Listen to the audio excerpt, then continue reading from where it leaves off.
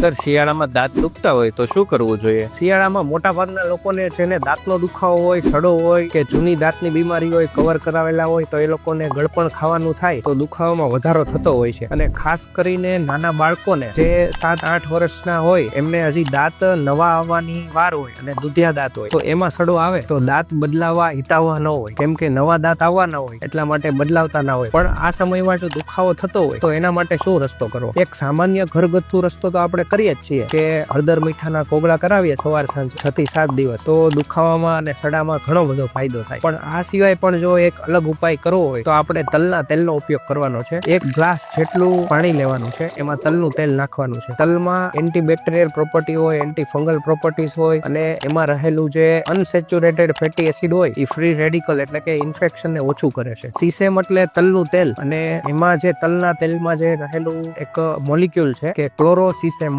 તો આ જે વસ્તુ છે એ બેક્ટેરિયાના ઇન્ફેક્શનને ઘટાડે છે અને આયુર્વેદમાં પણ આ વસ્તુનો ઉલ્લેખ કરેલો છે. તો બને ત્યાં સુધી આવી રીતે ઉપયોગ કરવામાં આવે તો દાંતના દુખાવાથી બચી શકાય, દાંતની ગુણવત્તા વધારી શકાય અને આ સિવાય દાંત કળતા હોય તો આ લોકોને પણ ફાયદો થાય છે.